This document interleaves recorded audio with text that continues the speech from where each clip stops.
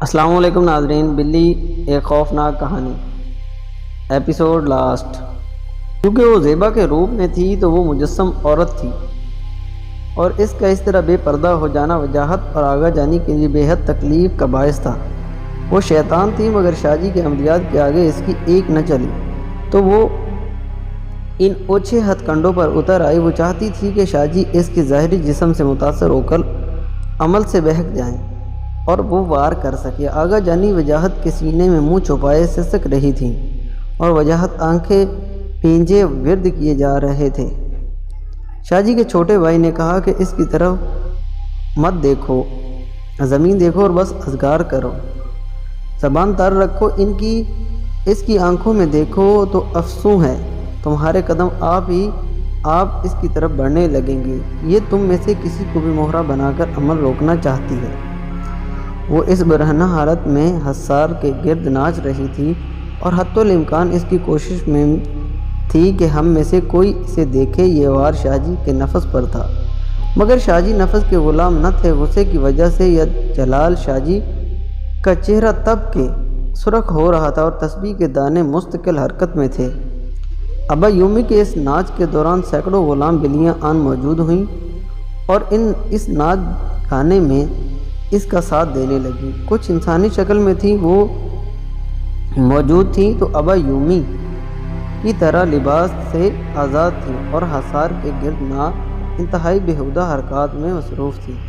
کچھ بلیوں کی شکل میں حصار کے نزدیک آنے لگیں اور حصار پر موجود دودھ کی پیالیوں میں منہ ڈال کر بیٹھ گئیں۔ ابا یومی اور اس کے غلام کے اس وحشت ناک ناچ میں تیزی آ گئی اور ان کے بین ان کی غراٹوں سے فضا گونجنے لگی۔ وہ تمام بلیاں جو دودھ پی چکی تھیں، ان کا رخ اب ابا یومی کے لشکر کی طرف تھا۔ وہ بلیاں ان پر برہنہ غلاموں پر جھپٹ پڑی۔ شاید دودھ کی تاثیر تھی کہ وہ اب شاہ جی کے تابع ہو گئی تھیں۔ اس کی اپنی قوم اس پر حملہ آور تھی۔ عجیب صورتحال تھی کہ تمام غلام بلیاں اب شاہ جی کے تابع اور مددگار ہو گئیں۔ ان بلیوں اور برہنہ غلاموں کی جنگ جاری تھی۔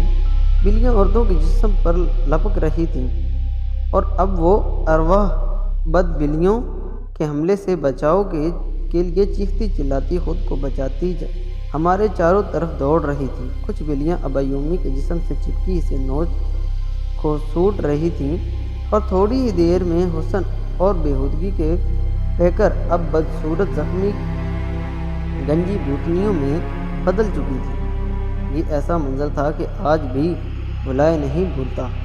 شاہ جی کی برداشت اب جواب دینے لگی اور ابا یومی زخمی حالت میں بلیوں سے نبرد آزما تھی۔ شاہ جی کھڑے ہوئے، تسبیح رکھی اور پاس پڑے پانی کے گیلن پر پھونکے مارے۔ شاہ جی کے چھوٹے بھائی نے وہ گیلن سنبھالا اور اس میں سے ایک کٹورا بھر کے شاہ جی کو پیش کیا۔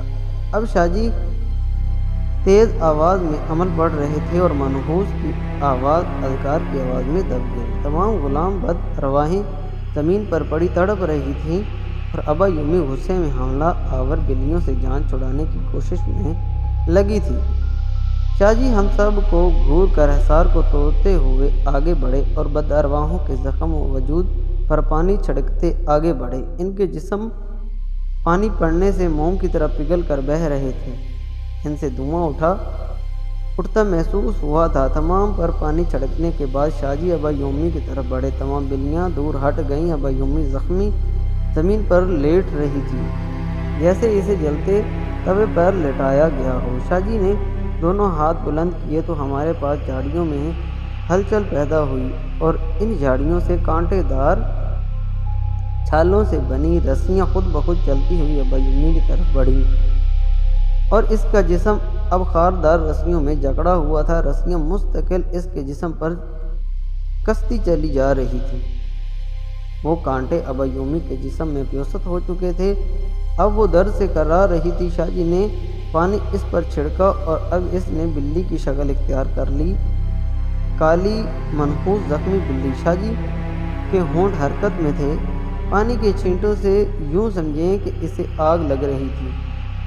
اس نے بولنا شروع کیا، وہی ناموس بکواس۔ شاہ جی نے عمل نہ روکا۔ وہ کہنے لگی مجھے چھوڑ دو، مجھے چھوڑ دو، مجھے معاف کر دو، میں باز آئی۔ شاہ جی مسکرائے، ارے واہ، تو ہماری زبان پر اتر آئی، اتنا نیچے کیسے آنا ہوا؟ دیوی جی آپ تو پوجا کے لائق ہیں، بس اتنی ہی رایا تھی، کیا اور ہے؟ بلا سارے تیرے لگتے سگتوں کو، ہم بھی دیکھیں تیرے چڑیا گھر میں کتنے بندر ہیں۔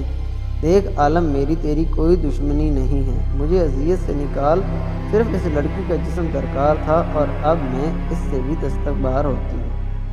مجھے نکال، اذیت سے آزاد کر، مجھے معاف کرو۔ جانتی بھی ہے معافی لڑکی کے باپ کو بھی معاف کر دیا تھا تو نے، کیا کیا تھا اس نے؟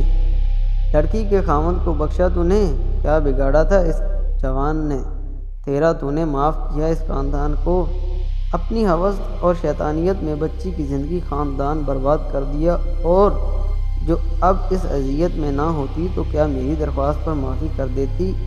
ان بے قصور لوگوں کو آئی بڑی معافی کی طلبگار بارات لے کر تو معافی مانگنے آئی تھی، درکار دستبردار۔ واہ مولوی عبدالحق بابائے اردو، تیری جیسی مکار اور دھوکے باز سے مجھے خیر کی امید نہیں، تو جانتی ہے میں تا حیات تجھے اس کیفیت میں رکھ سکتا ہوں، بہتر یہی ہے کہ اپنے وجود کو چھوڑ کر میری تحویل میں آ، ورنہ میں تو اب نہیں رکنے والا۔ سوچ سمجھ لے، ہفتہ بھر کافی ہے یا اور وقت لے گی؟ مجھے وقت دو، ہاں تیرا نکاح پڑھوا رہے ہیں ہم، تجھے فیصلہ کرنے کے لیے وقت دے، 2 منٹ کے اندر بک، ورنہ انجام سے باخبر ہے تو۔ ابا یومی خاموش رہی۔ شاہ جی نے پانی کا کٹورا اٹھایا، قرآنی آیات کا ورد شروع کیا، ہر چھینٹے پر ابا یومی کے بدن پر ابلے پڑنے لگے اور اس کی کھال جھلس کر بہنے لگی۔ اس کی چیخ و پکار کے ساتھ شاہ جی کے اذکار، دوسری کوئی آواز کانوں میں نہیں آ رہی تھی۔ ہم سن بیٹھے، یہ مذاکرات دیکھ رہے تھے۔ بے حد بھیڑ تھی، بالآخر بولی، رک جا، میں تیار ہوں، میں تیار ہوں۔ اس کے جسم سے کھال پگھل کر بہہ رہی تھی اور فضا میں ہڈیاں جلنے کی بو پھیلی ہوئی تھی۔ شاہ جی بولے، لاؤ بھائی لاؤ، قاضی کو لاؤ، دلہن تیار ہے۔ شاہ جی کے بھائی ایک بوتل لے کر آگے بڑھے۔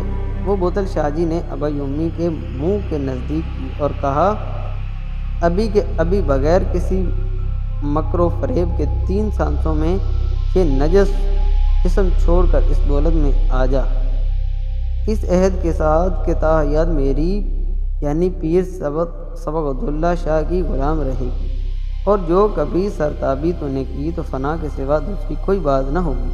ابا یومی نے عہد کیا اور ایک لمبی سانس بھری کہ اس کا جسم دگنا پھول گیا اور بوتل کے منہ کے نزدیک پھنکاری۔ میں نے دیکھا کہ اس کے منہ اور بوتل کے منہ تک چنگاریوں کے ایک لائن چل رہی تھی، وہ چنگاریاں بوتل میں بھر گئیں۔ یہی عمل ابا یومی نے 3 بار کیا۔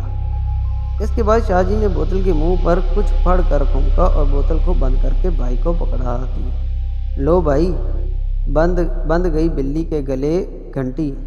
شاہ جی فاتحہ مسکراہٹ کے ساتھ ہماری طرف بڑھے۔ حصار میں آخر شاہ جی نے عمل مکمل کیا اور ہم سب کے لیے حصار کھولنے کی اجازت دی۔ شاہ جی کو اپنی حالت غیر ہو رہی تھی، یہ جنگ خیر اور شر کی تھی، جس میں بالآخر خیر کی ہی جیت ہونی تھی۔